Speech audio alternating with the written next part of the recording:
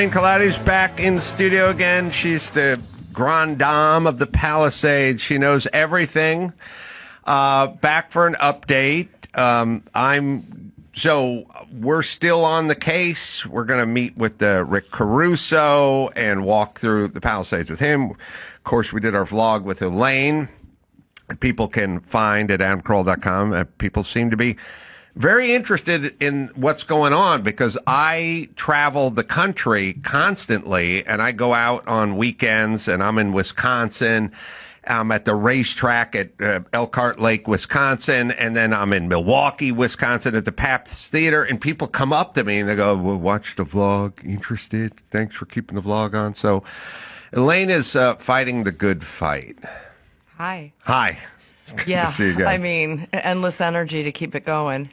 Well, yes. I was told by, top executives in our city council and senators that some of the people in the upper part of our government have moved on. Well, they got to fight ICE. Right. They're down there. They're doing that. They're doing the Lord's work. And they're trying to figure out what happened to all our money. Protecting illegals. And yeah, okay. So many subjects. One is the $100 million raised for the victims for the concert, the charity concert. Where is that? Or does anyone know? Well, yeah, I mean, they track some of it. So, it's the age-old, I think, 2020 to 2028 issue that we have middlemen behind every single disbursement of money. NGOs, nonprofits. Yes. And the money has gone to these NGOs and nonprofits, and one of them is Blue, whatever, Gavin Newsom's PAC. Right. And then they use that money. I mean, sure, they're supposed to give it to the people in the Palisades, but they don't. Well, I mean, let me give you guys an analogy. Mayhem. I went to that concert and they stole my $150. You did? It's gone. Yeah. Gone. Evaporated. Let me explain. Let me use one of my metaphors, which I'm so beloved and adored for. And I'll put it in terms that you non-gearheads can understand. Let me tell you how life works. Here's how life works. You can have a Corvette with a 500 horsepower souped up engine in your Corvette, right? But that's 500 horsepower. That's what the engine makes. You still have to get that to the rear wheels of the Corvette to go down the quarter mile, right? Now, if the engine's got 500 horsepower, you're not going to get 505 horsepower out of the rear wheels. Some gets scrubbed off through the transmission, the differential. There's an apparatus. And if you're doing good, you're making 435 horsepower, 450 to the rear wheels. That's fine. There's always going to be a little scrub off. If you raise $100 million, you still have to scrub some off to people you need to pay to physically. It's like, all right, we raised $100 million. Right, but the roadies who worked the show still got paid. Hey, that venue is pretty janky. We had to pay the venue. And now we have the money in our account, but we have to distribute the money and we need accounting. And so out of the 500 horsepower engine, we're going to scrub some off to the rear wheel. But if someone said we have a 500 horsepower engine and we're making 13 horsepower to the rear wheel, you'd go, okay, what the fuck is up? Like, what's going on with the transmission? Yeah. What's going on with the rear end? What's broken in this process? A certain amount scrubbed off, fine. That's doing business. But no one sees any money coming out. Nothing ever goes out the rear. Nothing makes it to the rear wheels. Zero. So and that concert was trash. That's a problem. Well, also all the people that did the show donated their time. Yeah. And so it's like I'm sure, they went out of their way to pay their roadies and all the facilities, Live Nation, Clearmount. I mean, all these people donated their time, and they're also saying, hey, what happened to the money? Fred Armisen killed it, but the rest of the show sucked. Wait, I have another question. This is a weird one, but I just want to understand this because I'm really confused by it. But so in order to get your house cleaned by Army Corps of Engineers and FEMA, you had to opt in. Not your house cleaned, but your property. Your burned out garbage on your house. I saw this. And then there was some type of penalty that if you didn't or... No, you opt in, and in the opt-in, you had to forfeit your debris removal insurance. Mm-hmm. Okay? Right. All right. Now, minimum, it's 25 grand with California Fair Plan. The minimum insurance or the minimum price, you mean? The minimum debris removal insurance. Oh, okay. Right? I don't know. I got prices to remove the debris, which was sort of somewhere, I think, 30 or 40 on the low end and maybe 70, 80 on the high end, depending on how big your lot was or the difficulty of accessing things and stuff like that. But that was sort of the price that was given. So insurance only covered 25 grand of that anyway. Well, yeah, and in your insurance policy, so they're all broken down, right? If you have a private policy, you might have $150,000 of debris removal insurance. California Fair Plan being kind of a little janky, it was 25 grand, whatever. Right. Not enough. You've got to, when you sign up to opt in, you've got to you pledge your debris removal insurance to Army Corps or whoever's doing the cleanup. Mm-hmm. And my question is just a simple one, and I feel like we have the right to ask this, is where is that money? Right. Because it's got to be close to $400 million by now. And I'm just curious, like, where is it? How does it get, does it go? Because FEMA's not picking it up because FEMA's donating and paying, and FEMA's funded, right? Right. And the whole thing is, like, they can't do any improvements. They can only do repairs because only repairs are paid for by FEMA. Yeah, I mean, Where's some the of money? it, listen, there's going to be a lot of where's the money. And I'll tell you, Where's Waldo? There is the thing about that you'll know about, which is the city, they just keep regulating and expanding. And then here's a pretty simple thought. Back in the day, I used to teach comedy traffic school. Back in the day, if you got a ticket, you could either pay the ticket or you could pay $20 and go to traffic school and they'd pull the ticket off your record. Mm-hmm. Now, if you get a ticket, you pay the ticket and you pay the traffic school, and because that's how the city works. Yeah, they got hip to it. They just go, why are we letting these people off with the $80 they owe us back then? Make them pay us and make them pay. And when it comes to building, they didn't have deputy inspectors when I started in building. The building and safety had building inspectors, and they got paid by the city. And when you got your permits and they charged you whatever they charged you for all the permitting, then you would call for inspection and these guys would come out.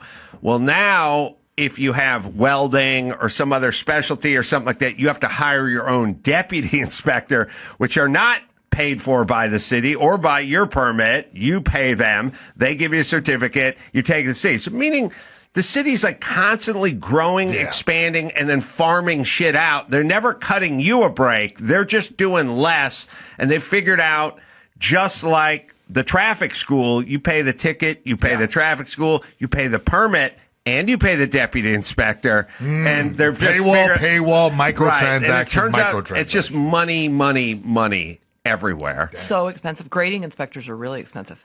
Are they deputy? Oh, you have to get a grade. You have to get a soils report. That's right. Grading. Right. You gotta have, and the grading guy is different than the metal guy, who's different than the cement guy. So what is the solution? AI consolidation where they figure out? I mean, honestly, because that's really, it's we're cool. over here complaining, but It's the cool. reality is they need to solve it so that it doesn't go back this way, and there's a whole new city to build. Well, I mean, I think that the most important thing is to take a page out of some of the other cities in the United States that are large that have privatized the inspection business and allowed you to hire your own plan checkers and do your own plan checking. And you basically bring a package in and they sign off on the package. Oh. And in our case, in the Palisades, we need our own building department. We need the Pacific Palisades Department of Building and Safety. I've actually gotten a space donated to do this. The problem is that, I can't hire city workers. They have to give them to me. We can pay for them to be staffed, but they've got to let them come there. Yeah. They've got to allow us. And what that would do is that would give familiarity, because we could have a help center with people that haven't built homes before. Yeah. The process is daunting. It's overwhelming. By the way, you're dealing with the same city. I've been trying to get hold of a real fucking ID for 9 months now. I was informed that the closest time I could get I'm traveling with my passport, but it's giving me anxiety because I almost left I took a private flight to Milwaukee, and I was walking out the door because it's a private flight, and I don't care. What do I care? And then I was like, oh shit, my passport, because I'm not getting back. Yeah. I'm flying commercial back, Can't get right? back on, yeah. I talked to my assistant September, is the earliest time they can get me in to the DMV. And we've been trying for 6 months. That's the whole point. You want these fucking people in charge of rebuilding the Palisades? I mean, it's the same group. It's the same bunch of brainless fucking clogs who are, they're not incentivized to work or do anything better than what they're doing. So, no, we don't want more of that applied. I don't want it applied to the school system. I don't want it applied to the DMV. I don't want it applied to Department of Building and Safety. I don't want it applied anywhere.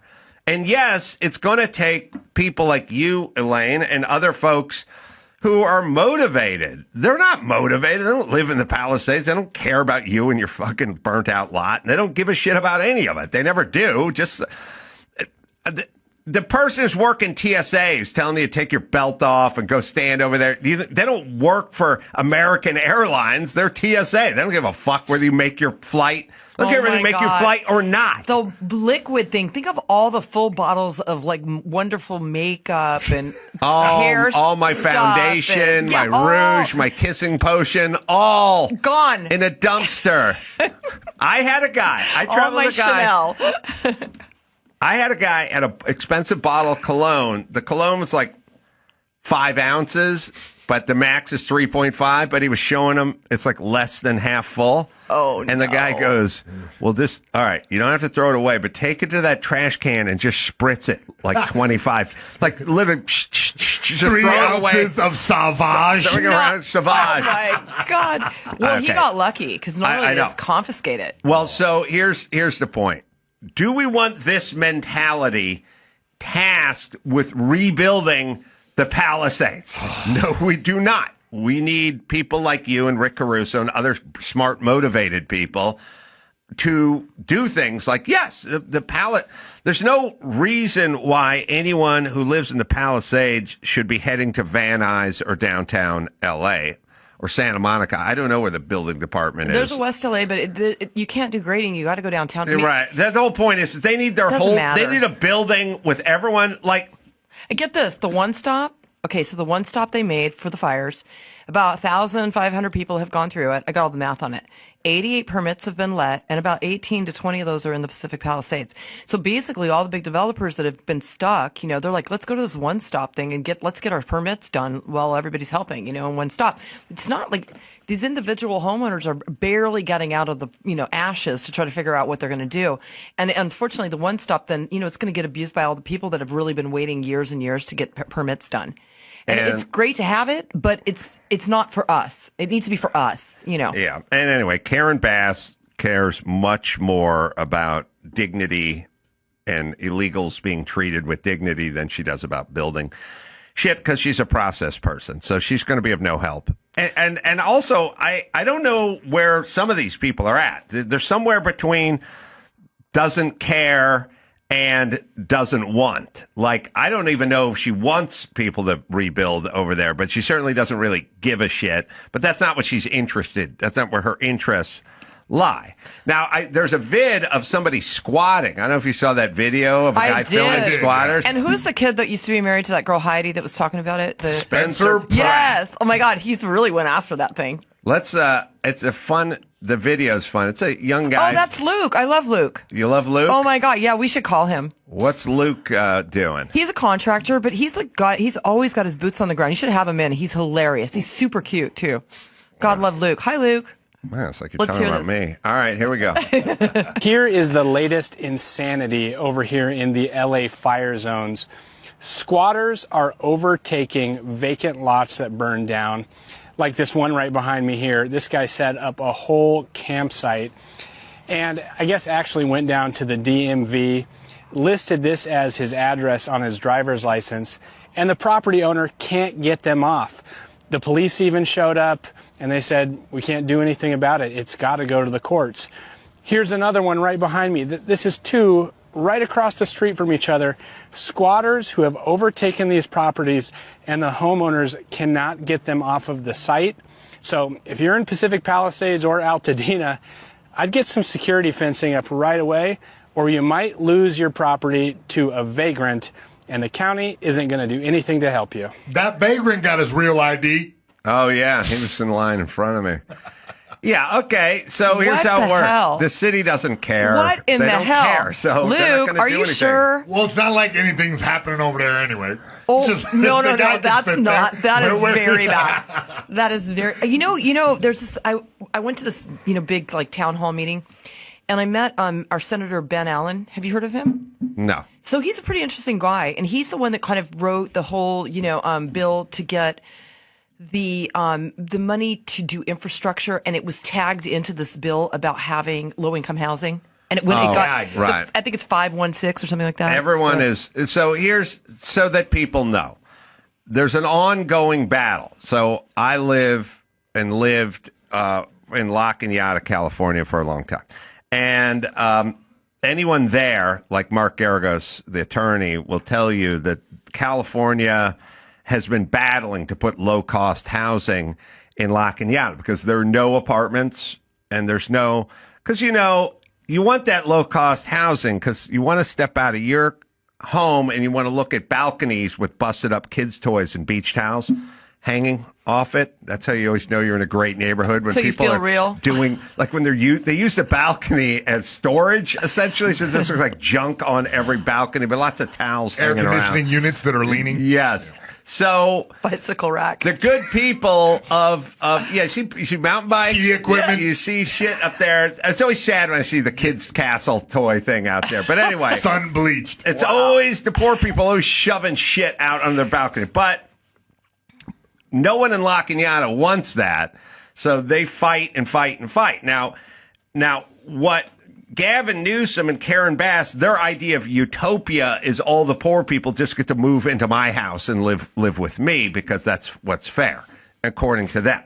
So they're always pushing to get low-cost housing. And my thing about like low-cost housing is I get it. Like, I know a lot of people that can't afford houses and they're younger or they make less money or whatever, but they don't need to live in Malibu. They can live in Sherman Oaks, or they don't need to live in La Cunada. They can live in Van Nuys. Like, build the shit there where those people live.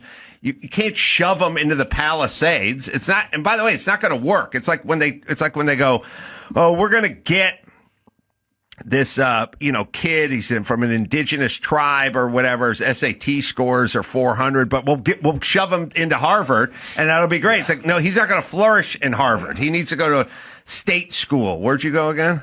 ASU. That's I went where to a that party kid's school. That's what I'm saying. That kid's a San Diego State material. I remember He's not going in there. They're like, Harvard. "What's your major?" I go, "What do you have left?" I mean, I don't know. Whatever. It wasn't that, all my kids are USC. And it's just such a drill in the private schools. I am literally a year away from not paying for private school for the first time in 30 years. You got a motor on you, man. Unbelievable. All right, so now they want to do low-cost housing wherever they can, and this is a window of opportunity for them to go, hey, you guys are building shit, Yeah. right? Yeah. Okay. Because you're not going to be able to go in there and tell Mark Garagos, move out of your house, we're building low-cost housing. But what if Mark Garagos' neighborhood burns down?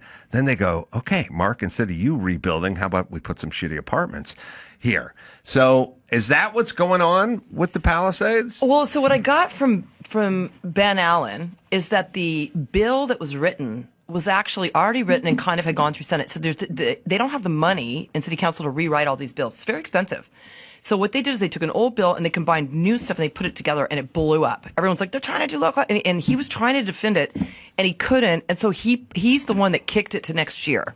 And he'd be a great guy for you to have on because he can explain to you how difficult it is to get any legislation passed that would aid in putting funds directly into the Pacific Palisades for infrastructure. That was his attempt. I think he was well-meaning. I think it just didn't. It blew up and it caused such a rift. And he's pretty upset about it. I mean, I talked to him and he's like, people don't understand how complicated it is. But these bills get written. They get passed, they get pushed, these initiatives we don't want, and then they become sort of a stack that you can make legislative changes to. And that's how you have to do it. You put things in and pull them out, put things in and pull them out.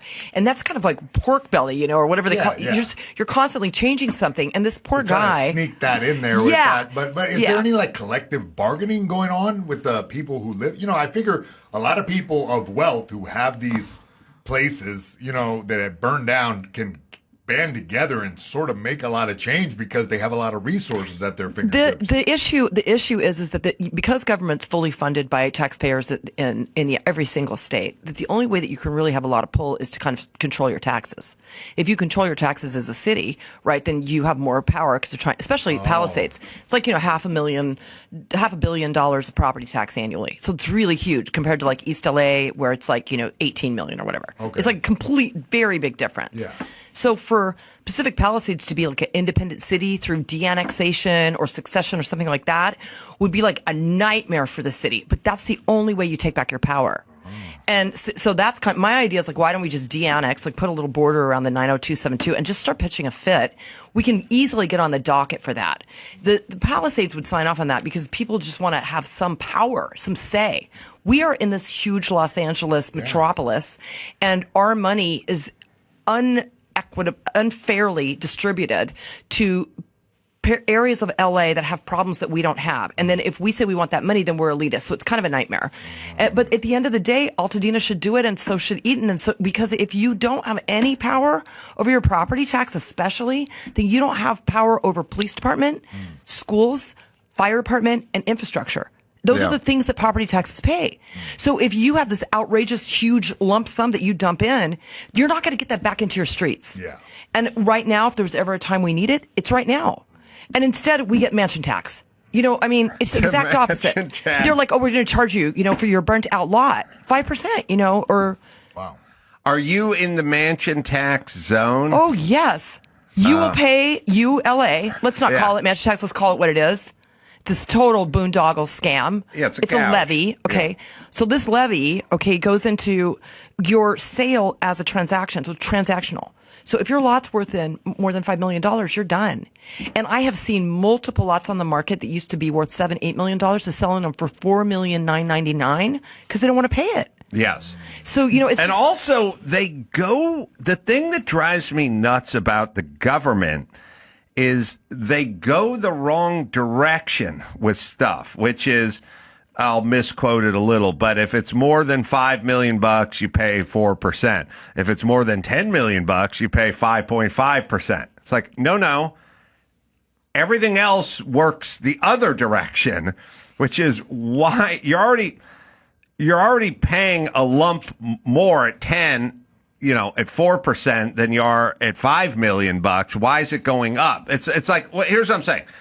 The sanest places you'll ever deal with are like car auctions, because car auctions have to deal with pure reality and gravity all the time. Like I could start a car auction company and I'd go, I want 25%. And everyone would go, fuck you. I'm going up the street to Gooding or RM or Sotheby's or Mecum. I'll go anywhere. I'm not going to pay you. First off, you have to be realistic with your VIG, number one. Number two, they'll do stuff where it's like, if the car sells for under, $100,000, you pay 12.5%. But if it goes for over 100,000, you pay 10%. And if it goes over 10 million, we'll just charge 5%. They go go the direction that makes sense. If any car company, any auction company goes, look, here's our thing. So we do 10% on cars under 100,000, but if you go over $1 million, it's 15%. If you sell for more than 10 million, it's 25%. People go, are you fucking nuts? No. But this is the government. Like, why they even go that direction is weird. Like, and they incentivize everyone to then go, I'm going to get in just under the bar at 4,999, whatever. Well, they're running a business that none of them are business people. Right. But then they go, why don't you pay your fair share? And it's like, well, hold on. If a school teacher pays in $8,000 a year in taxes and I pay in $8,000 a day in taxes, then your plan is I pay in $10,000 a day of taxes? Yeah, you gotta pay more. My argument would be I should pay less, not more. That's their plan. It's weird. And they've also fooled a lot of dumb, poor people into going along with it, which is the sad part. And it's really Rich Whitey's fault. Well, also then because you've we got need this it. huge government. People are scared. I don't want to be called. I don't know if I can say anything. Right, but you're building the size of the government through that process. Yeah, so it's And all a shit show, and all L.A. and California is ahead of where everyone else is probably going one day, and so we're just a little shit experiment. Like, we do the experiments, like, what if we defunded the police and had clean injection zones in the park? Okay, let's do that experiment. Whoa. And then Arkansas can look at us and go, okay, don't do that shit. That shit's not going to work. We're not going to have any of that. We're the canary in the fucking coal mine for all the bad ideas that can never work. Mansion tax. Ugh. Did I break this? Yeah, always. There's a plug right there. You're referring to the jack on your headphone, I think. Yeah, I don't know. Yeah. Someone come help her. Dawson's Chuck. going to have to do. Oh, Dawson? You don't even need it. You don't need it right now. He'll fix it. Just keep going. Can I keep talking and you can hear me and I just can't hear myself? Yeah, Yes. it's fine. I don't ahead. really want to hear myself, to be quite honest. Well, you got your wish. So now, how many? I told Andrew to go on Zillow. I'll take mine off, and he pulled up tons of lots, and Like tons 380, right? of properties. Just tons and tons of properties. So 380 or 90 was on the market, 180 something had sold, and they said that more than 75% of the lots that sold Really? sold to Palisadians upgrading. Who are they selling to? Upgrading. Palisadians upgrading. Man, that People- sounds like a great movie. That's who awesome. lives in people live in the Palisades, upgrading their lot Yeah. to a better elevation or better view or Yeah, whatever. yeah. So that's the lion's share of Yeah, the sell. yeah. Oh, well, that's good. That's awesome. So then what about the other 25% or whatever? They're either sitting or developers are trying to steal them or lump them together or grab them, you know. Well, Every but day. they're sold, right? They're sold to develop. We're talking Yeah, about probably. lots sold. Yeah, probably sold to developers and people that just think that there's some way, maybe even individuals that think there's an advantage to not paying very much. And the lots it looked to me on the low end about 1.5 and on the high end getting more like 3.5 in the price Yeah. for Nothing the is lot. These are really burnout sold for a lot lots, of you money. mean? Yeah. Oh, okay. That's Yeah, what it's going for. I haven't even figured out if there's a rental market. I mean, no one's really moved back in. You know, you can't move back in until they clean everything. And you think as a builder, and Elaine's a great builder, good eye, thanks, Adam. knows stuff, speaks the language, Thank you. smart, good ideas. I just walked her through my house I was working on, and I you know what I thought when you left. I thought, oh, thank God we did this because you had so many great ideas. And I tell people all the time, whenever I would remod a house or work on a house, I would get as many eyeballs on it as I could. There couldn't be Karen Bass is not going to help in this process. It's just dumb. But I'm saying get people like Elaine and get people that are good at this stuff. And you just walk them through and you just go, what would you do? What would you do? And they go, I would do. And like half their ideas are bad, but the other half are like, oh, that's genius. Oh, yeah. Like really good ideas. So Elaine has a good eye, but a lot of that also is based on a lot of experience and doing lots of remods. And we've talked about before, and I know your stuff is real high-end stuff, but if you're just building, let's say you bought one of these lots, and you've talked about doing volume and stuff, but if you just bought one single lot and you're just doing it on spec, and you're like, I'm going to build a reasonable home that I could sell, flip, and make some money. Would it be $1,000 a square foot? Oh gosh, if it was a flat lot, maybe you could do it for $1,200 to $1,500. That much, But if you've got any kind of caissons or walls, right? and all all right, that stuff's compromised from the fire, so you've also got right. the demos still So left. if you got a flat lot, fine. If you're going to have to start doing a lot of foundation stuff and drilling into bedrock and everything, then it's going to cost. It's going to cost you more. I mean, incrementally, the larger the house, if you have a lot of voluminous spaces, obviously it's going to go down by the square foot. But the bigger it is, the heavier it is, the more you have to support it. So it's tricky. So, but basically, people thinking, I'm going to get this lot for $2 million. I'm going to put 4,000 square feet on it. I'll see if I can get in at under 7, and I'm going to try to get 9 for it or something. Is that kind of what the speculators would be doing? I mean, I think so. First of all, don't underestimate the power of high interest. Right. Nobody can afford the interest rates, and you're talking about a 2 to 3 year process carrying quite a bit of debt, and that eats into it. And then at the end, when you sell it, you got to pay mansion tax, even if you're a developer. So that's kind of another 5% gone. Oh wow! I feel like it's really very daunting. And if anyone should be buying lots, it's me. I should be buying them up and snapping them up. It's my home ground. I know this area. I built a lot of houses, and I just don't. I want to control. At least as much as I can, and the only way I can see to do that is to work on emancipating the city and getting out from underneath these people that don't want you to make a dime.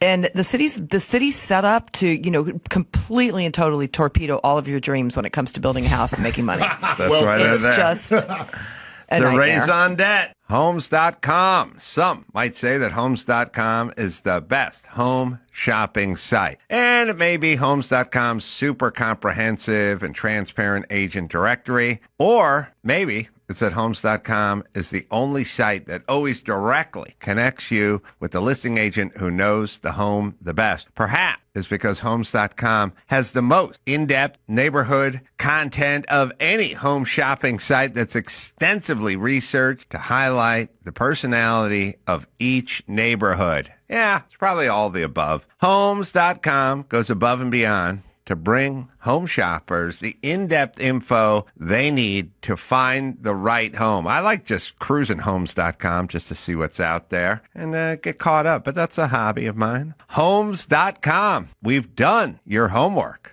Mint Mobile. That's right. You've heard of Mint. You know what doesn't belong in your epic summer plan? Getting burned by your old wireless bill. Unless you're into that kind of financial torture. I don't think you are. So while you're planning beach trips, barbecues, and 3-day weekends, the last thing you need is your phone company sucking the life right out of your wallet. That's why I dumped my old plan. I switched over to Mint Mobile. That's right. Alliteration, friends. Same coverage, same speed. Will not be any surprises here. It's just the bill will not make you cry with the big fees. I use Mint Mobile, and you should too. The quality, just as good as my old provider, but I'm saving enough to actually enjoy my summer. Make the switch and let your wireless bill be the last thing you have to worry about. You should worry about getting tan and not your wireless bill. It's Mint Mobile. Right, Dawson? Get this new customer offer and your 3-month unlimited wireless plan for just $15 a month at mintmobile.com/Adam. That's mintmobile.com/Adam. Upfront payment of $45 required, equivalent to $15 a month. Limited time new customer offer for first 3 months only. Speeds may slow above 35 gigabytes on unlimited plan. Taxes and fees extra. See Mint Mobile for details. It might be a dumb question, but does any of those slabs survive? I feel like that would be a big... Right. Okay, so there's a couple of really important factors there. I mean, number one, the pile situation, if the house is stacked on top of the pile and the fire started underneath it, those piles have to come out. Oh. And, a lot of those things are in a raised pile system because it was allowed to be built. Like that beautiful house that you love that's up there off Chautauqua. Wait, which one's that? That gorgeous... hold on. The one that burnt out? Yeah, that beautiful Yeah, one. okay. So she's saying piles. Yeah, I don't understand that. I know, he doesn't understand. Like, That's the thing. You talk, he doesn't understand. I was going to ask her. You know what? If I have another kid, I'm going to call him Cason. Most of my life, I think about 2/3 of my life is me standing in between people trying to explain to each one what that person is talking about because I know the limit of everyone's knowledge. The second you said, what's going on with slabs, bro? I was like, all right, he doesn't know what the fuck he's talking about. I know, but I know that about you. It was a stupid question. I know, but Elaine doesn't know you're dumb. I do. All right. And slabs, I'm trying to explain to her my stupidity. She doesn't live in a slab-based world. She lives in a caisson-based world. My world is flat. I'm a flat earther. A slab society. So you got to get down into the bedrock. Yeah. And you got to sink these caissons. A pylon? It's like a caisson? A pylon is an old-time caisson. They're not going to let you do it. All caissons pylons? But some pylons are caissons? No. Controversy. I don't think all caissons are pylons. Get out the Scrabble dictionary. They're not going to let you do a pylon anymore. There's something called a pile driver. Oh, okay. You know, wrestling. I'm into that, baby. See what I do? Rest in peace, Hulk Hogan.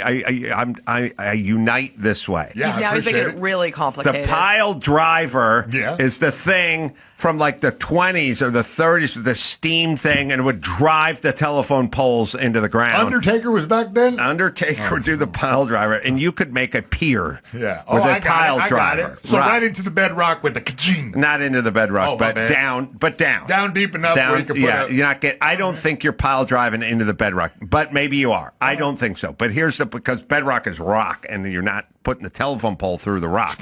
I don't think. But now, somebody said no more pile driver because we can't have homes held up by telephone poles, even though it worked and it worked. You see those houses from years and years and years ago. So then somebody said, why don't we drill a hole and we'll put a cage, like a cage fight. Got it. An octagon of rebar. All right. And we'll drop it into the hole we drilled, and then we'll fill a bunch of concrete back in, and it'll dry. Just ground and pounded in there. Ground and pounded in there, and then that'll be forever. And those can be formed and can be extended up, or we can just stop them at the soil line and put a big piece of hardware on it, and you bolt your steel or whatever to it. Okay. Got it. I'm up to date. When those things become compromised, now you're dealing with big-time oral surgery, not a filling anymore. It's surgery because now you got to get the old shit out. You got to re-drill. You got to re-cage. You got to repump and blah, blah. If you looked up pile, I think you would see a different definition than saying the fire caisson. heated up all of that rebar and whatnot all so much that it destroyed the concrete it all. will be compromised like when they had the fire with all the homeless people underneath the overpass and the the freeway. 10, that was brutal. And the fire underneath the overpass compromises the concrete overpass because of the heat cycle. And so the whole thing's got to be jacked out and replaced. So what Elaine is saying is let's just say you own that overpass. It'd be like, well, if the fire didn't affect it, then we're cool. But if the fire did affect it, we're fucked. Because not only do we got to remove the old one and reform and rebuild.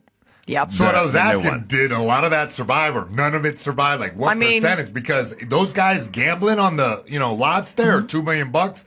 Oh, they will have tested. Okay, yeah. Yeah, I mean, I would say about 50% of the Palisades is either in the hills or on the water, and those are all piles. And we don't have a lot of bedrock everywhere, and you got to be into bedrock, and and even like the canyons, they all have retaining walls. So it's the only place you maybe don't need it is like in the flats around, and those are smaller lots, and it's also the hauling of it and the chipping of it and the taking it out of there. I mean, we're about halfway cleaned up. We're 7 months into it. Yeah. And we're halfway cleaned up. What they're going to have to do. Dawson's got a definition of caisson versus pile. Yeah, it says caissons are watertight structures made up of... I think one's a rebar cage and a you want to know? Made up of wood, steel, or reinforced concrete. All right. Built above the ground level and then sunken into the ground. Deaf. Yeah, okay. A pile foundation is a type of deep foundation in which the loads are taken to a low level by means of vertical timber, concrete, or steel, thus piling it in, if I understand that correctly. Yeah. Wait, can you start over? You're not exquisitely wrong, but when you're saying piles, you're meaning caissons, is what I'm saying. You're saying I just found a civil engineering site Yeah. that had this definition, so I thought I'd share it. Can he look up Rule 20? Because I want to talk about that too. Look up an old time. See if there's video of a pile driver, and not the wrestling variety. A steam-driven one, preferably. Yeah, just an old time pile driver. Well, they're all old because they don't. That's how they did it in the olden days. Yeah, now it's caisson rigs. There's a caisson rig that's right in the middle of PCH, and they're just making holes down and putting up barriers for rock slides, essentially. We have a video, by the way, of going through a couple houses. I think, Andrew, you took this vid. You can watch it at adamcarolla.com. Yeah, Andrew was driving around, and they're framing a couple houses up there, but not many. So I passed the Palisades on my ride home, and it's all burnt and charred, but there's a couple of structures being built out there. It is slim pickings, and again, as I say all the time, they're building them out of wood, which is kind of weird to me. What could happen? What could go wrong? Well, like I said, they'll probably have rules about the rafter tails and things. Oh yeah, things of that The nature. dense glass scam. Oh, what is that? That's the stuff that you have to put underneath that's fire retardant instead of wood, instead of TNG. Right, but so there's only one company that got approved, even though there's 1,000 companies that make it. Dense glass. So many clever ways to scheme It's nowadays. just like, okay, where everybody's, it's like over bureaucracy on top of everybody got to hustle. Yeah. The thing that's crazed is the only thing that didn't burn is the fire station. look at this. Yeah, which is so weird. I don't know. love That these makes videos. sense to me, Ace. It's like more fire trucks percentage right there. I know, but there's a fire station on Sunset where the buildings behind it, to the right, to the left, in front of it are all gone, and there the fire station sits. Yeah, it is a vast wasteland of just vacant lots with no. I mean, let's. I thought it was a paintball This is really field. great, You know what I mean? Adam. That's what it looks like. This is so great. All right, let me just say this. Here, I'll sum it up, and then I have other questions for Elaine. This process would be daunting and Herculean if the city was all in and Karen Bass and helping. Mm-hmm. The fact that it's daunting and Herculean and they don't give a shit and are not in the mood to help makes it, now we're bordering on impossible. We go from a tough job to impossible because they're not motivated. The Yentas and the city council and Karen Bass and all that, her ilk, are much more worried. Nithya Raman is much more worried about removing U-turn signs from gay neighborhoods than she is in building anything. They're much more interested in tearing down that guy's treehouse in Sherman Oaks than they are rebuilding the Palisades.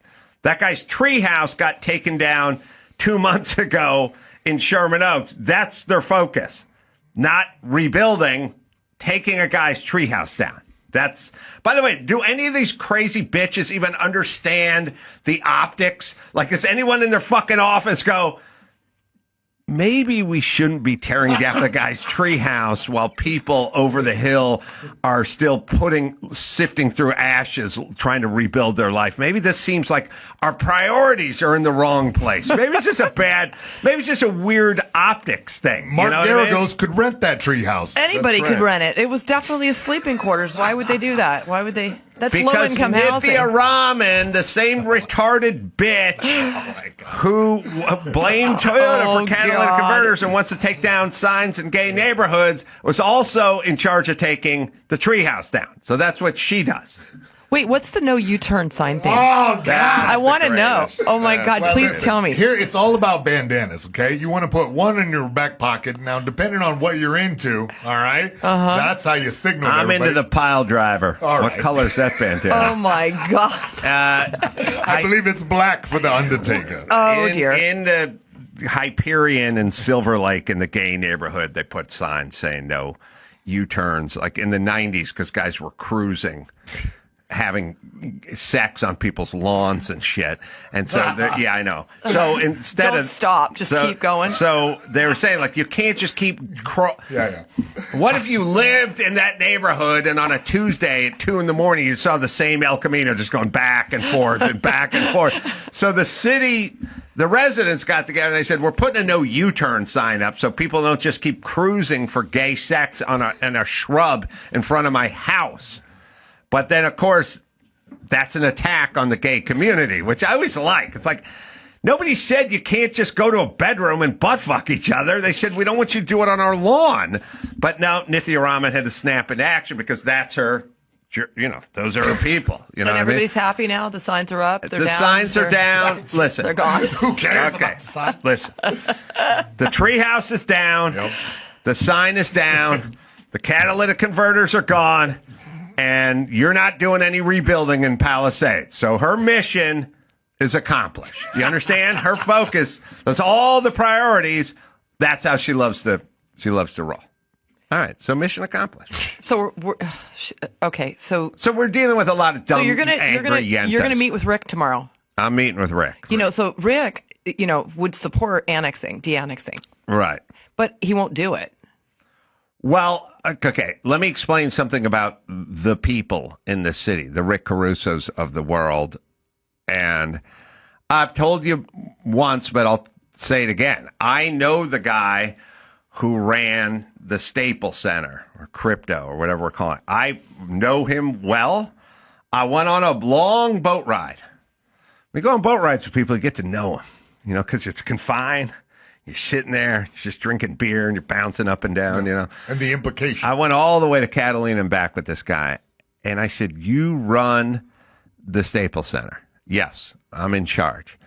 So I started to start asking questions, like, stuff like when, Mexican group comes in and plays, they got to cut the Tecate off like an hour into the show because those people will fucking slam beers and get completely fucking sloshed. Like, first off, you got to curtail whether it's a K-pop band, a Mexican band, or if it's, Lilith Fair, it's a different, more white wine, less Tecate if Lilith is coming in here. They got to make rules.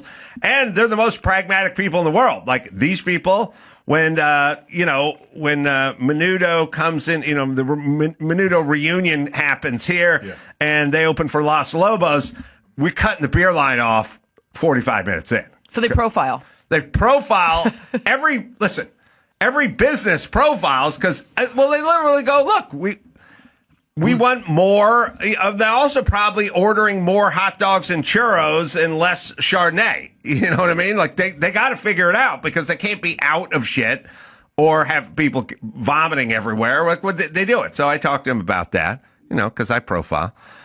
And I said to him, hey, man, last time I came in, I walked into crypto and Staples, and I saw a game or something with my son or something. And I said, I walked out of an exit door and literally almost tripped over an illegal cooking hot dogs right on your property. And he just hung his head. And he was like, that's a problem. It's a big problem. It's a problem. Then he pulled out his phone and he showed me a picture of a giant cockroach cooking next to a hot dog on one of those grills. And there's 30 of them. And they're all on his property. He goes, it's a big problem. They're all on my property. And I said, well, Jesus Christ, you're the biggest taxpayer in the city. I mean, just clear them out, man. Call the city council and whatever and tell them, get this private property. Get them out of here. And he goes, I don't want to get into trouble. And I thought, what do you mean get into trouble? And he's like, I'll get into if I go down there and start bitching about these Mexicans cooking food on my thing, they'll turn on me. And I was like, oh, wait, God. Who will turn on you? The city council. So okay, well then they'll fuck with you. Oh, I get it. So Rick Caruso's got to be careful. It's always my problem. Well, because when Rick Caruso goes, I need permits to build another development. Oh, you do? Oh. Same guy was bitching about the hot dogs? Hot dog. Uh-huh. Well, I think, though, he's really done an incredible job on this, getting the utilities underground. Right? Oh, he did? Yeah. Oh, I didn't know he's that. on it. And creating AI, and Steadfast is working. I think that Rick's amazing to me. You got a plan and a vision for sure. The town could have been run. Yeah. We could have had him for the mayor, except for my mom and her friends who would never vote for that guy because she's a process person, not a do shit person. Yeah. Well, I think. Well, also, if you do a lot of investigating, I'm a really big. I I call and I'll stop anybody and ask them questions. Are you curious or are you nosy? Ooh. This is the question we've been pondering for the last 24 hours. Yes. And I would say I'm definitely curious no matter what, because I do things when I'm completely alone and by myself that are investigative. What's the difference between curious and nosy? I think nosy is when you are in someone's business that's not your business. Yeah, so we're talking, and I have found in my life that it's all about the motor. Everyone always talks about daddy's money or born on third base or privilege or white privilege or whatever. If you got a motor and you're really curious, you'll get a lot done and you'll be successful. And if you don't, you're fucked. And I know tons of people that are they're zero curious about shit. They're just like, oh, who the fuck cares? Why are you asking me? You know? And which is most people's default setting.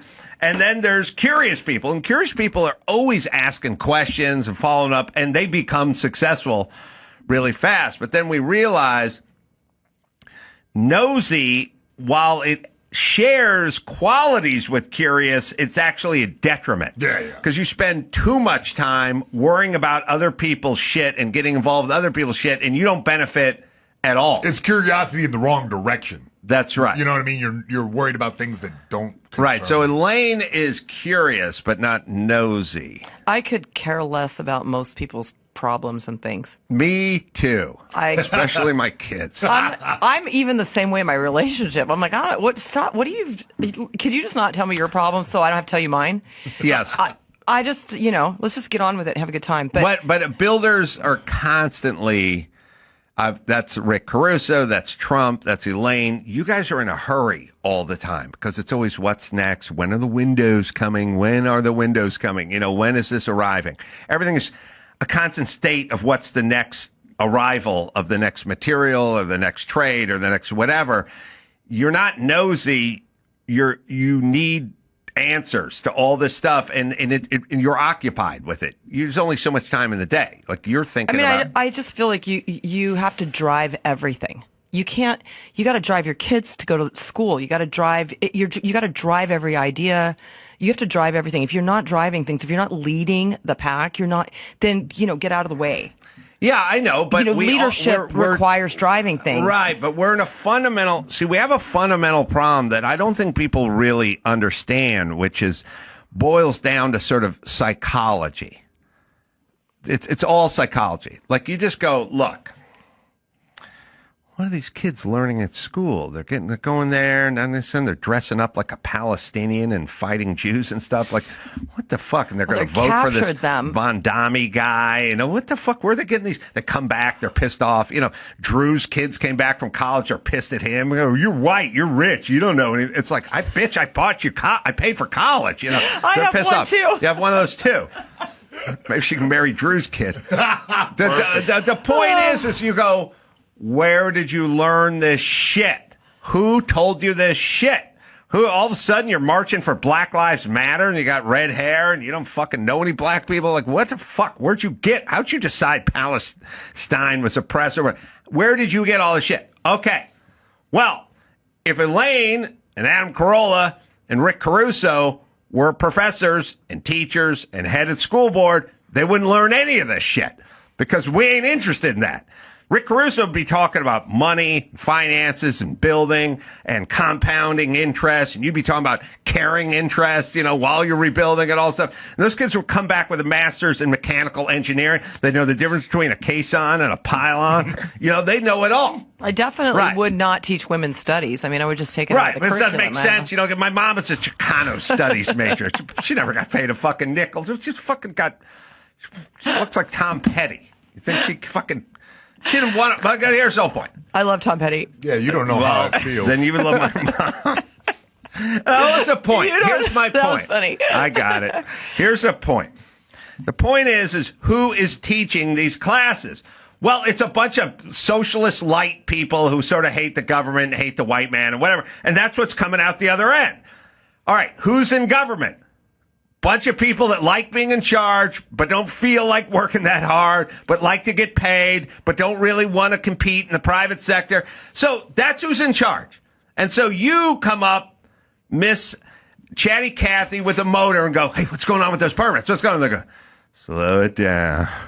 Relax. Take it slow. Is that your experience with this one? No, this is exactly. It is. Yeah, because she's in the private sector, and this attracts process people who don't want to do anything. And by the way, the front of the check. You are a nuisance and an annoyance and agitating and obnoxious to them. Like They do not like you coming in with your ideas and like you're in a hurry. I mean, I've been in the DMV in Van Nuys and they're like, we got to process this and then you can come back tomorrow and you can pick it up. And I go, well, what if I leave you the check, you process it, here's my address on an envelope and you send it to me and I don't have to come back? And they're like, I don't know if that's what we can. I go, why? We're done. It's just going to process overnight. You tell me, come back, pick it up, send it to me. You got my address. Here's the stamp, And they're like, I don't know if we can do that. And they're like, because their whole thing is they'd much rather you drive across town in traffic and sit and wait again to pick up this piece of paper that they could hand you right now, but they have to process it or whatever, than drop it in the mail. So everything they do is slow. Everything they do is tired, and worse, it attracts those people. Karen Bass, it wouldn't be attracted to running a construction company. She would be attracted to going into government where she could sit and pontificate and do nothing and go to Ghana and dance and have meetings about meetings and about meetings about other meetings and then be interviewed and talk about the people and talk about standing up and being great and then go home and nap. That's what it attracts those people. That's why you have those fucking people. I think by design, government jobs are set up where the majority of the people only have the power to say no. Right. And so, that is, again, if you don't break up the government in a state this size, if you don't let cities advocate for themselves, you've got to go so far up the chain to get a yes, and you really never get there. Right. And all the money that's in between that's spent on every one of those people at the DMV that can't figure out if they can mail you your, which they probably can't. Department of Building and Safety. But yes. Sorry. Which they probably can't. They're probably not allowed to. I got them to. Oh, well. You know what? I yelled at all of them. And I said, would you guys please try to improve? Try to improve. Get better. And one guy goes, this is like 20 years ago, he goes, man, I just started Monday and I'm getting yelled at by Adam Carolla. Exactly. But, they might have also done it because it was Adam Carolla. Like, you never know. You never know. Yeah. Oh, we have a video of a pile driver. Nice. Oh, let's see it. Let's see it. Come on, Hulk Hogan. Hey, what the hell is this? This is a pile Oh, driver. that's banging. Those things are so noisy. So yeah. They're sinking piles in. I like there's a chick in charge of oiling the pile driver. She's got to stand right there. By the way, that bitch can sleep through anything. She's sound asleep. Her husband's awake. Garbage man's here. It could be a guy. You don't know. She looks like a woman. She's got boobs. She's got boobs and hair. Short strokes here. I'll be darned. It's a modern day pile driver. It's pretty awesome.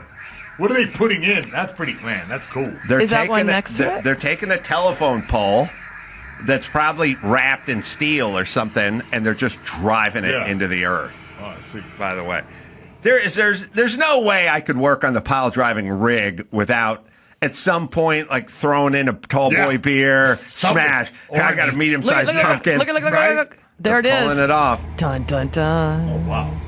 These are cement Concrete? piles. Oh, cement, yeah. Right. Wow. So they drive now. It now depends what the codes are and what cities are. But anyway, this looks like Florida. It's an octagon kind of space. What in the world are they building there? It looks like an overpass or something. Nobody. Do you think it's just pile practice? Now, listen, What is that? I don't think they're gonna. I don't know. I think it's a bridge. You see a river in the background right there. I think they're starting to build. Oh, they're in a river bed. Yeah, that's where they do the pylons. That's why they need so many. Yeah, that's where they do them in the river beds. All right, you can stop the vid. The algorithm got Oprah on it. Oprah. I feel like I don't know why. I explained I didn't need to hear anything more from Oprah. I need no more wisdom from Oprah. And then the Lord and the TV gods went, good, we'll give you Gayle King. And I was like, I don't know what that bitch does either. Like, I don't know why we need to even know anything about Gayle King. Gayle King, Oprah, I would pay, if there was some sort of cosmic thing. Yeah. All right, you can stop the video. You want to unsubscribe I think all that stuff from Oprah? I think that went down the tubes, after the whole Kamala debacle. I am hoping. Really, if I somebody think so. said, I would say, look, I will pay $10,000 a year if I never have to hear from Sofia Vergara, Oprah, or Gayle King. I'll pay $10,000 just to have them completely removed from my world. Shrieking harpy tax. I don't know what. I don't want to hear their opinions. I don't want to hear them talking to Billy Bush about what is beauty to them. I don't want, and then they can explain when you feel beautiful inside. That's when you're. I don't want to hear another $3 million. I'll throw in Rosie O'Donnell. Three's a lot, but I would do a thing where if you could surgically remove these people from my purview, my world, I would pay top You'll dollar. participate in that fund. Gonna censor The removal of annoying women fund. We have the definition of Rule 20, by the way, that you asked for. Oh, I love it. Dawson. What is Rule 20, Dawson? So Rule 20, according to the California Public Utilities Commission, is the tariff that governs utility undergrounding of overhead wires at the request of third parties, e.g. local government, businesses, and residential customers. Rule 20 program is split into 3 subdivisions of the tariff based on how much funding ratepayers contribute.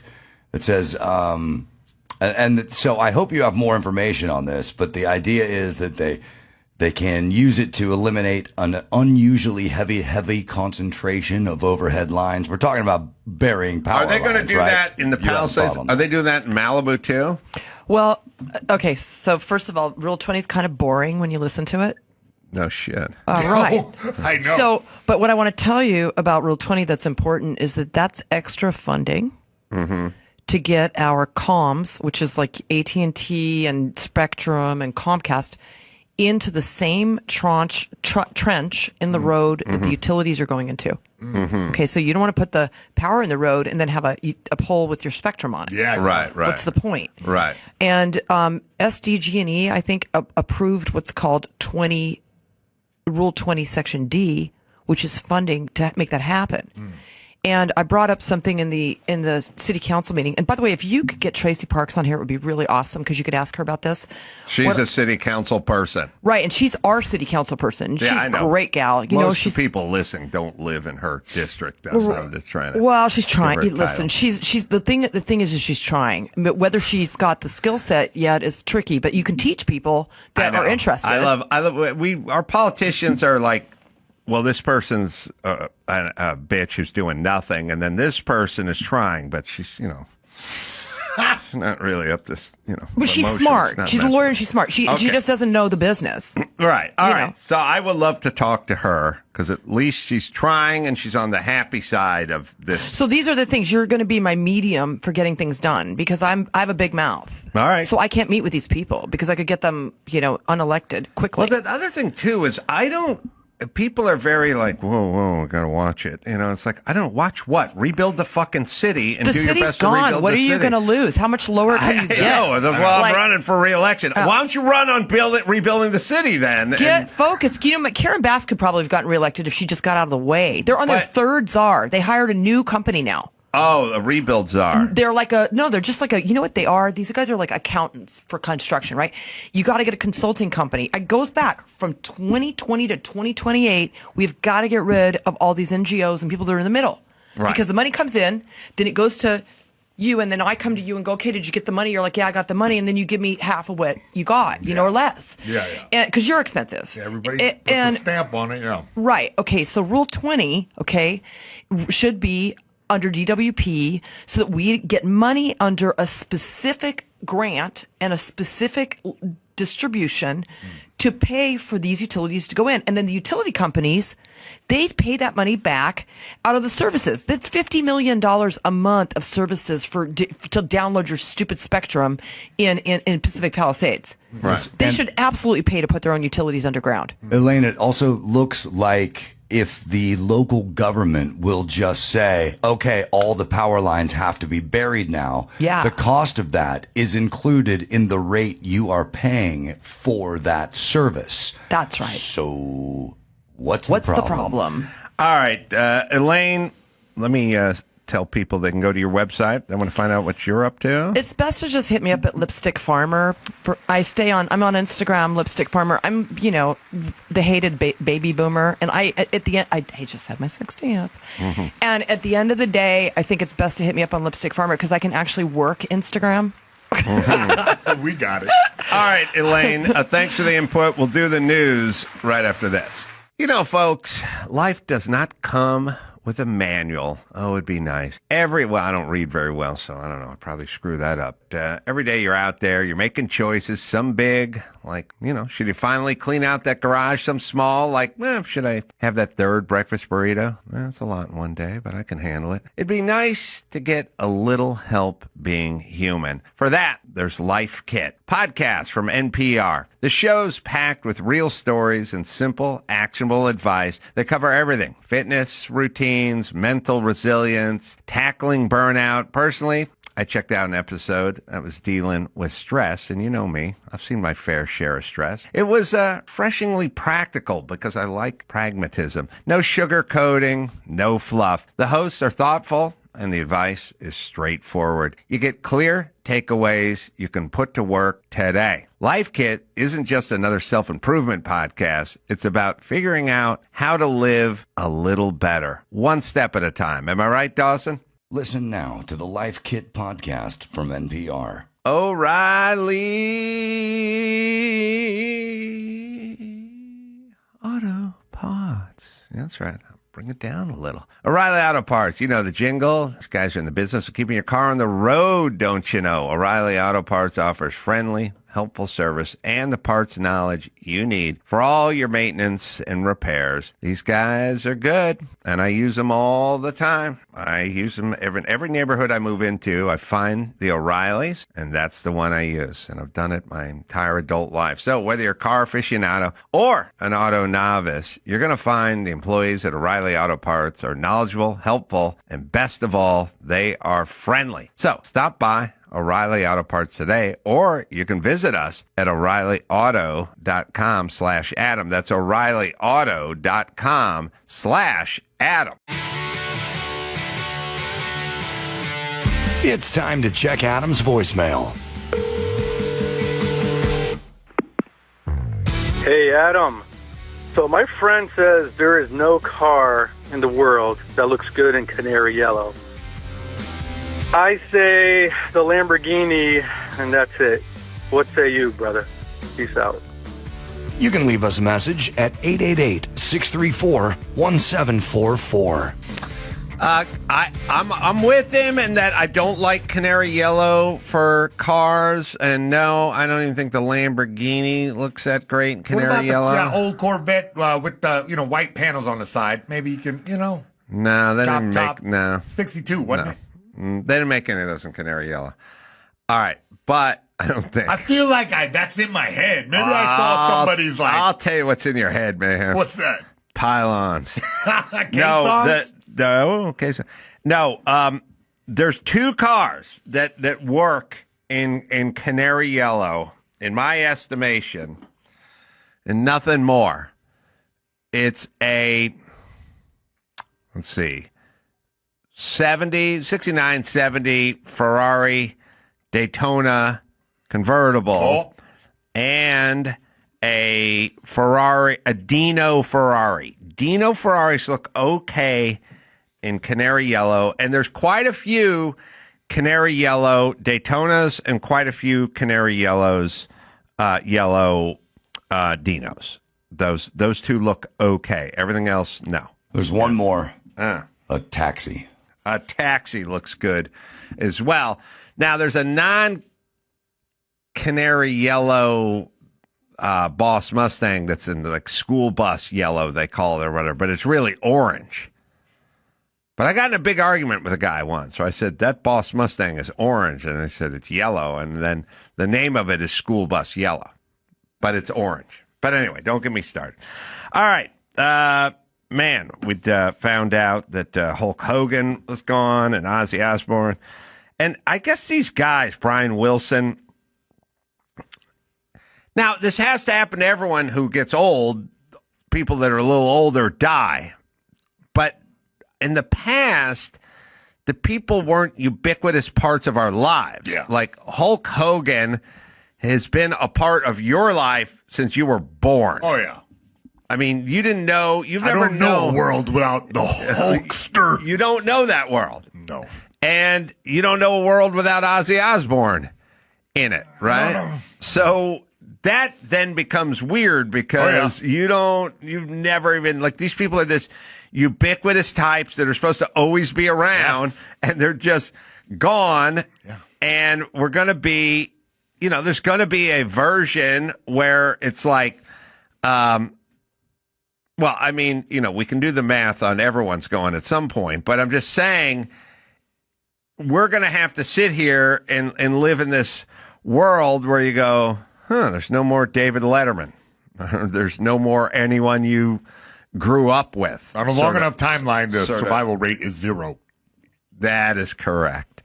All right. So sad, but to be expected, I would say. All right. What do you got? What do you got in the... and by the way, these guys, I mean, take a guy like Hulk Hogan. He got a lot of living in. He did. I know, man. I'm like sad to see him go, but I know that he had the glory, and he had the glorious lifestyle. It was one of my personal heroes when I was a child. So, he inspired so many and made such an impact on the world that I'll forgive all of his scandals. I had a thought, I had a weird thought, but I think it's an accurate thought. The other week, I came here in the morning and I did a podcast, and I left directly from here to a private airport, and I got on a private jet. Baller. Yeah. And I flew to Chicago, and I got out of the jet. By the time I got out of the jet, it was, 7:30 at night or whatever. And I went directly to a comedy club with my luggage. Badass. Yeah, I know. And I changed backstage in the green room, and I went out at 9 and I did an hour, 10 minutes or whatever, and then signed autographs, sold books, and then got into a car and drove to Wisconsin and to Elkhart Lake and stayed in Airbnb. And then the following morning, well, not really the morning, I didn't go to bed till like 3, but then I got up the following day and I had a run group practice at the track in my run group at, 3 in the afternoon. Did the run group. Just road warrior right now. That night, Thursday night, did a sold-out show at the track. Yeah. With a venue in the track. Stayed behind, sold books, got up the next morning, Friday, went and did the morning session, the afternoon practice session, qualifying, then got out of the car and was Grand Marshal of the parade. Led the parade all the way into Elkhart Lake, the city, from the track, 500 cars, me leading in some guy's race car, 30,000 people, got up on the podium, gave a speech. Next day, Saturday, got back up, got in the car, did the qualifying, did the showed a screening of the 24-Hour War, my Ford v Ferrari doc that made before that movie. I always have to say that. Trained that, signed autographs, everything. Went back to the Airbnb. Next day, got up, checked out of the Airbnb, took all the luggage, went to the track, drove the feature race at 3 in the afternoon, got out of the car, changed in my street clothes. Mike August picked me up. We drove to Milwaukee, Wisconsin, played the Pabst Theater Sunday night. Rudy, my opener, picked me up in the lobby of the airport on Monday at 7 a.m., took me to the airport, 2 flights, back to L.A. Man, what you doing right now? Brag planing? No. What I am doing is, as I was sitting on the flight flying back, I thought to myself, I think I officially have done more in the last 4.5 to 5 days than I think my dad did in his life. That's what I was going to ask That's you. what I was thinking. What is separating you from sitting on the couch with a trumpet? I don't know, but I thought, I think this is more. Now, I don't know how you quantify it, but I think this is more. That was a busy weekend. I think this is more than he's done in his entire life. And I thought, that's weird, because I knocked that shit out in 4.5 days. But, I like comedy. I like racing cars. I don't have a problem with it, but it did add up. Took a different path. You know what I'm saying? Look here. My dad was a war fighter, but he had a bad fight with the kid that went on to the Olympics, and he quit boxing. Oh, really? Yeah, he had a bad fight and said, "All right, I'm done with this." And I went the other way. I had bad fights and just kept going. Was he a light heavyweight? Yeah. Oh, man. See? Well, you learn. You can learn from their mistakes as well.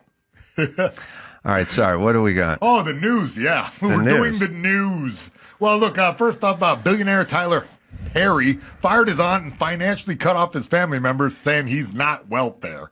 He also, I looked into the story. Man, he's very tough on his kids. Makes them work for their money, and he has a similar take to you, I think, on this whole deal. Well, he grew up kind of hard scrabble. Yeah, and poor and everything. And now he makes horrible movies, but he gets paid. And he worth $1.4 billion, according to Forbes. And here's what I would say to anyone listening. It takes just as much effort to make a really shitty movie as it does to make a really good movie. So he's working hard out there. And I like it. Yeah, he sort of made it like Black Hollywood out there in Atlanta. It's got to be a weird one, though, where it's like you got all these family members and they're all poor and they're all just coming around. For sure. And it's really, Sofia Coppola doesn't have this problem.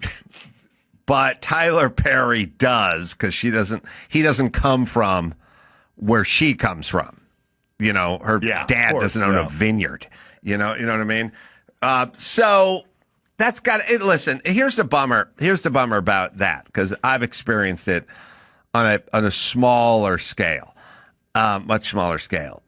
It's never, there's a no-win proposition. You never really get paid back. You never get thanked. The people get angry. You do tons of shit for people. You're like paying it karmically or something. You know what I mean? Like, being a father or stepdad is like a no-win situation. You're like putting in all this effort. Will you get any back? Will you get, will Sonny one day, like, you know what I mean? I don't know, push you around in the wheelchair? You know what I'm saying? Like, push me off that cruise ship like they did to that Jewish passenger back in the day. That's what they're going to do. Heist you straight over the railing? No, there's lots of conversations about, like, well, they need to get them like an apartment building so they can be set up, so they can have, and I'm like, or they can get a job. There's always a possibility of there's always a possibility of working and shit. I don't know when this shit, like, first off, this kid's had $150,000 for college, and stuff like that. It doesn't end, and it's weird when you get divorced, because when you get divorced, they keep saying, "But what are you gonna? What about them? What about them? What about the kids? What about the kids?" I go, "What do you mean? What about the kids? They can work. You can get a fucking job. You can do. I don't know. Do what Tyler Perry did." See, but you're in the position of like, everyone assuming that you're gonna be a job creator for your family too. You get what I'm saying? I got my daughter's working for Kimmel, Yeah, there you go. You hooked her up with the job. So you know what I mean? You did help. What? Jimmy sent me you can look it up. I was at the track on Saturday. I didn't even bother telling him I was at the track, because no one could be further away from the track than Jimmy. But he just sent me a text on Saturday when I was at the track of a professional tennis player's website or Twitter or whatever, but the guy's name is Jack Sock. And he was like, he's a professional tennis player and his name is Jack Sock. And Jimmy's like, ironically, my Jack Sock is from tennis. Yeah. Really? He has a tennis sock, yeah. Oh, nice. It's smart. A red band, three red bands on around the top. It's an Adidas one, actually. Smart. Padded. I like the one with the little balls on the back that the girls would wear. But, Jack Sock is a professional tennis player. and that's all Jimmy said. Jimmy just said, I think you should know this. And he just sent me this thing. And then I sent back a thing to him that said, well, now Jimmy labeled me in the looks department. He said I look like Pete Sampras with Down syndrome. That was 25 years ago, but he said that's essentially what you look like if Pete Sampras had Down syndrome. And then I think he may have forgotten about it or something. Then I wrote him back and I said, well, this guy's a professional. So I said, as a professional Pete Sampras with Down syndrome impersonator, I can tell you that I know this Jack Sock guy. And then he wrote back, oh, man, I give the worst nicknames. But that's how guys think. Yeah. It was important. He's probably out of the country, but it was important to him that I know there's a guy named Jack Sock. You know what? That's a good bro. And priorities through the roof, right? Definitely. Look, here's a fun one. Lion ex-rep George Santos admits his chin is fake as he shares the biggest fear about prison ahead of his 87-month sentence. That is a weird one. 87 months he's about to do. I didn't know there were fake chins, but then I started... fake chins, fake... He's saying that it will migrate, and his chin implant, he had it for elongation purposes. He says, I have it in my face. I think at this point, like 30% filler. The migration is a real bitch, so if you got to compensate all the time. He's talking about pumping stuff into his face. I think my grandmother had a fake chin. Really? I do. She lost it from chewing tobacco? She was in the joint for a while, and it may have migrated. She shit it out. She told me that. No, I never asked, but my grandmother had a really pointy chin. Here he and is, my mom had a real soft chin. In middle school. No, there's a current picture. Jesus Christ.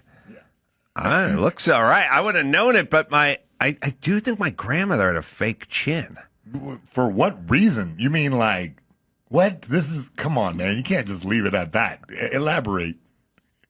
My grandmother, because right now I'm imagining like one of those crude World War II implements that the guys. Hers looked a little more like a witchy poo kind of. It didn't. She had a butt chin at the bottom. It must have been from the 50s or something. I don't know. I gotta ask somebody. I don't know. It was weird. My mom has a sort of soft. My mom is very soft face and not that way at all. Yeah. So I don't know where that Helen Gorog's like pointy chin came from. I think it was fake. I don't know. Yeah, well, she would have been a pioneer of the chin implant. I was gonna say, were they doing chin implants in the of the chin 60s? plant? Chin plant. Anyway, she had some sort of weird aesthetic. It didn't work out. Yeah, but Santos lied his ass off and got 87 months. Now his Botox is going to wear off and his face is going to melt. It's going to be pretty interesting seeing him rub it into. Well, he just turned out to be funny and sociopathic, right? Well, it's just pretty wacky. The guy's list of accomplishments is pretty inflated because he just said that he was a volleyball champion and that wasn't true. He said he was Jewish. And they're like, wait a minute, that's not true. He has such a long list of bizarre lies that it's amazing that he was out as long as he was. Yeah, well, the serial bloviator, just make up anything, yeah, he said he was openly gay. He panned his former wife, Adla, as clueless during the wide-ranging chat. Here's what because he was married to a lady for a while and then shaved his beard. Here's what I'm thinking. You might as well just lie about everything these days. Yeah, I know. What good is it? I'm constantly correcting people and saying, no, that's not how it happened. No, that's not what it was. It's a post-truth and I world. just realized, just fucking lie. Look, I'm a fool for trying to be accurate with people. And I also realize people just say stupid stuff all day and it doesn't even make sense anymore. And they have their theories and ideas. And I guess what I'm saying is we should just lie. Just lie. Constantly? I don't know what's in it to tell the truth or even to be accurate. No anymore. It doesn't really matter. And there's just, it's weird because I thought the computer was going to fix this, like I thought Ring doorbells were going to solve crime, and it turns out the opposite. I thought the day they put a camera up in a 7-Eleven, that'd be the last day that 7-Eleven ever got robbed because there's a camera. I was sorely mistaken. We have more robberies now. Great footage now. A lot of new Crime Watch shows. It's basically like saying, you know what's going to solve any sexual harassment lawsuits in the office place? A seminar that we have on day one. And it's like, oh, that just reminds people to sue people for shit. We now have many more lawsuits about sexual harassment in the workplace. Since if you looked at some sort of graph, some data chart, is beautiful. I have that all the time. You looked at a graph that said sexual lawsuits, filings, legal filings, when we had the talk, when we had to have the mandatory sexual harassment meeting for insurance and whatever. And then at post, when we started that, like 1989, the graph would just go through the fucking roof because it's like we're a society who sees the camera and goes, oh yeah, I should rob this place. Like we literally get reminded to do shit. So chin implants have been available for over 50 years, making them the oldest form of alloplastic facial augmentation. So this is like the old school ones. I don't get the butt implants. I mean, I get them. If you know what I mean. I know you get them, but I don't. All right, anyway. All right, next story. What's next? This summer, Pluto TV is exploding with thousands of free movies. Summer of Cinema is here. Feel the explosive action all summer long with movies like Gladiator, Mission Impossible, Beverly Hills Cop, Good Burger, and Transformers: Dark of the Moon. Bring the action with you and stream for free from all your favorite devices. Pluto TV. Stream now. Pay never.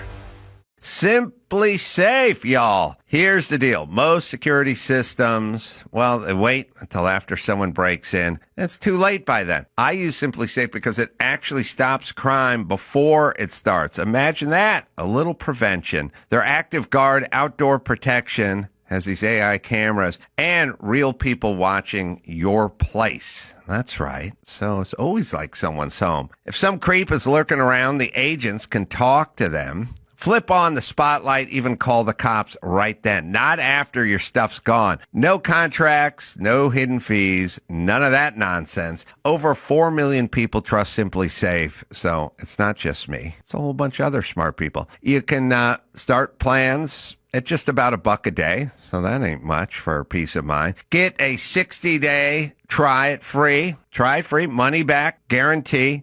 You get a 60-day trial, money back guarantee. You're going to love it. It's Simply Safe, right, Dawson? Head to simplysafe.com/Adam to claim your discount and make sure your home is safe this season. Don't wait. This offer won't last long. Keep your home, your family, and your peace of mind protected with Simply Safe. There's no safe like Simply Safe. Oh, next up, look, it's a cute little video about the rough truth of your pet's impact on the planet. Yeah, I looked into this. It's really the carbon footprint of a Great Dane is enormous. Really? Yes. The food has to be made in these giant factories that burn a bunch of power up, and you got to kill so many animals and release so much carbon in the air that having your pet is like having a diesel truck. Really? Yeah. I bet they say what it's if comparable. you are Asian and able to ride your Great Dane and thus not drive your car as often? I mean, you can ride it, and then when it gets old enough, eat it. Yeah. So it basically turns out everything in life that we like is shitty on the environment. You know what I mean? Like what's great? I love a big fat Labrador. Bad for the environment. What do you like? Man, I want 7,000 square feet and lots of air conditioning. Well, that's bad. What do you want to drive? I want to drive a Denali with custom rims and leather interior. Good. Well, I like to go on cruise ships. I like to go out for a steak. It's like every single thing that's good is bad. I know. That's what I've. That's Labradoodle what I've learned. is killing polar bears. So what do they figure out? It's the food. It's the waste. Yeah, there is. Well, video. let's put it this way. There's a video? Yeah, I mean, Oh, yeah. we'll watch the vid. Sorry. You slide up on the screen. It's a 3-minute news story. We'll watch really it. a video. Well, it's a video on a news story. Let's watch it. Family members to so many of us. Pets are like family members to so many of us, but they're also quietly leaving behind massive carbon footprints. Or should we say, paw prints? It's probably more than we think. A big part of it is like picking up the dog waste. According to a 2022 study, all that dog poop goes into approximately 3/4 to 1.2 million tons of global dog poop bags disposed Hold on a of. second. Yeah. No, can I say this? I don't like the word poop that much, but but also you just had the doctor say waste. So you've set the table with waste. Now just follow it up with the VO and go, dog waste. You're not going to be confused. And I'll be like behind you with the xylophone. You had an expert tell you it was waste. Why do we have to go back to poop? But okay, so poop, you got to pick up all the poop. Disposed of annually. You could fill the Empire State Building every year with all that poop. Don't show the poop. The dog sniffing it? It doesn't just break down. It's not like we're properly composting. Hold on. it. You understand, most of the people who I argue with in my life, if they had a dog, they'd go, okay. So you're saying that I'm trying to fill the Empire State Building with dog poop? Like that would be the argument from most of the people I know. Yeah. That's just so you know.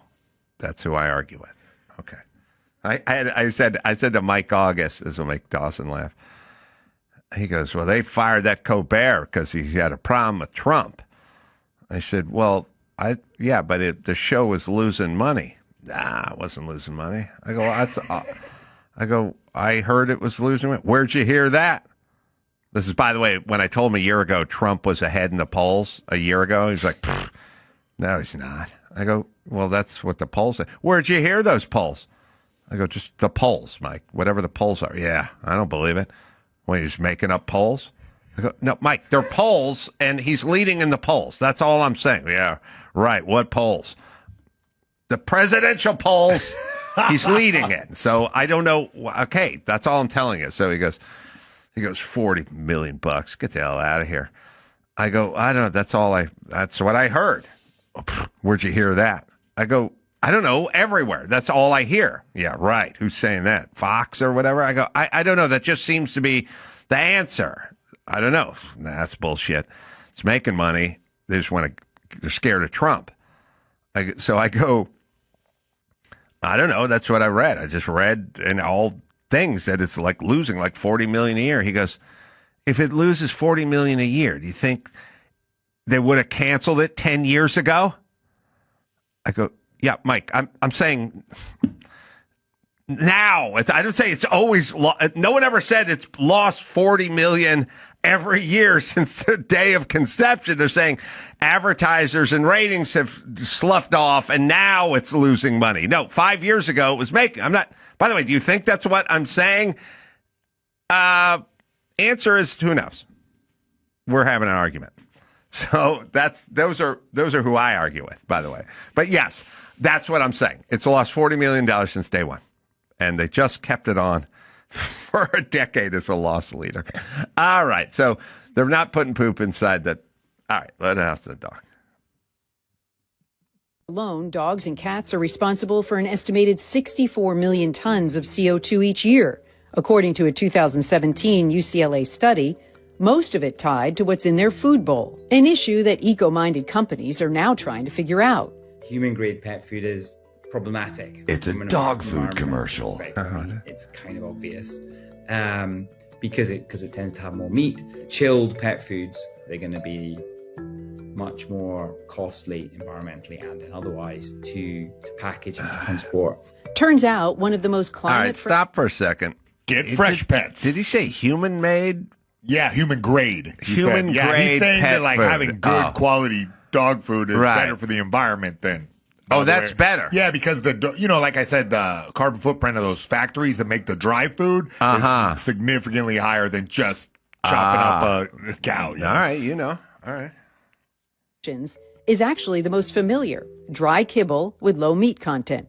With new technology and research, that kibble can now be made with a better source of protein, insects. Oh, wait a minute. Hold on a second. I think he's saying the opposite. I think he's saying the human grade dog food uses up more, is worse, and the kibble's better because now the kibble can be made with grubs. Yeah. Oh, now you mean? I mean, I don't know. Go back. Paradigm. I just want to hear what he had to say one more time. Sorry, I may be dyslexic here. This guy. All right, here we go. Human grade pet food is problematic from an environmental perspective. I mean, it's kind of obvious because it tends to have more meat. Chilled pet food. So I didn't understand. This is now sound like Mike August. I know. Like, what? Otherwise, but now we're going to make it with insects. Turns out one of the most climate-friendly options is actually the most familiar, dry kibble with low meat content. With new technology and research, that kibble can now be made with a better source of protein, insects. Now that I have your attention, we're not talking about just any insects. It's not like they're pulling ants or cockroaches off the street. These food companies are using very specific insects. I mean, your first thought is like, hold on, pause it there for a second. What is this reporter's name? And is she the one who got dispatched at Daytona? Randy Kay. Was this the bitch from CNN that got dispatched at Daytona Beach during COVID to report back into Anderson Cooper going, there's people laying on the ground, they're not socially distanced. Look, this couple's walking, they're holding hands. Is that the same nutty bitch? Because I want her old ass fired.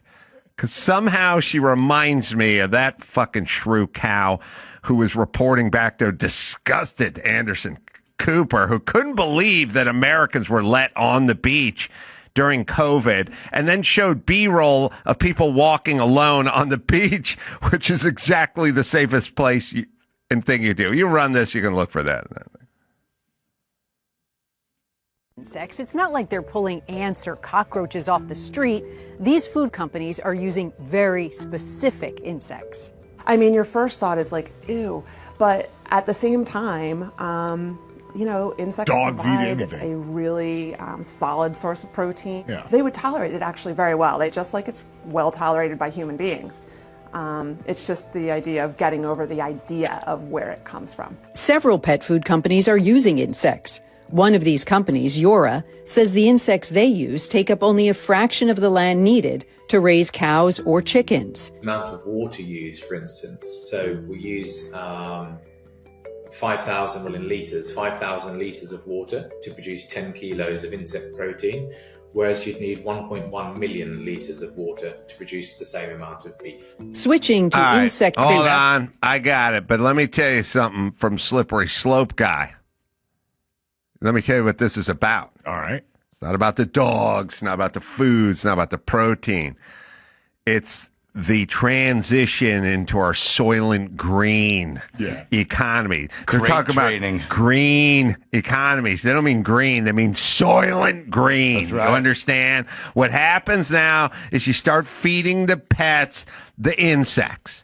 And then they go, hey, not too bad. And they go, oh, Rusty's never been in better shape. And they go, see, insects are pretty good for you. And you know what? We have about the same metabolism and innards as the dog, What's wrong? Hey, the next thing you know, we're eating grubs ourselves. Then Rusty dies eventually. And they go, you know what? The carbon footprint of having to bury all these dogs and cremate, why don't you eat Rusty?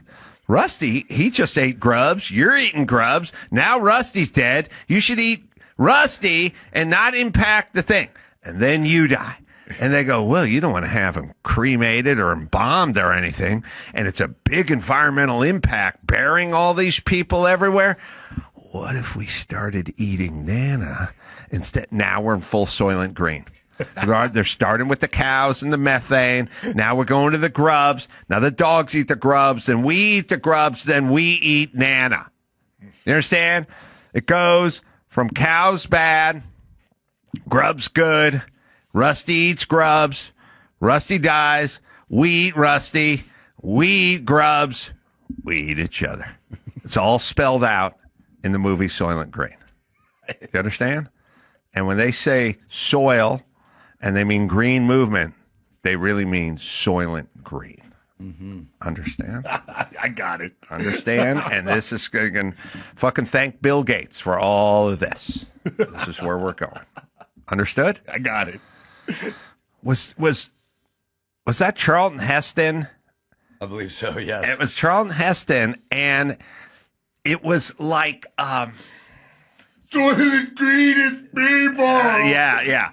It was Charlton Heston and Edward G. Robinson. I swear to God. The gangster movies from the 30s and 40s. I swear to God it was him and them. But they foretold this whole Soylent Green movement. That's where we're going. I mean, I'd like to be part of the Soylent Green movement. Oh, you will. That was Edward G. Robinson's final film role. Yes, that's his final film role. Ate him after that. All right, I've seen enough. I've already laid it out, everybody. I'll be enjoying an Adam Carolla protein bar made of real Adam Carolla. Yeah. All right. You can go to adamcarolla.com for all the live shows. I think we're supposed to have... I'm laughing. I do believe there's a show that I'm doing in Portland. All right. That should be on that screen, but the venue's changing. The venue changed, right? It has changed. I never got an update. My last conversation with Mike August was, got to push that Portland show. Or at the Portland, whatever. He said, look on the website. I don't know. Let's see. Hold on a second.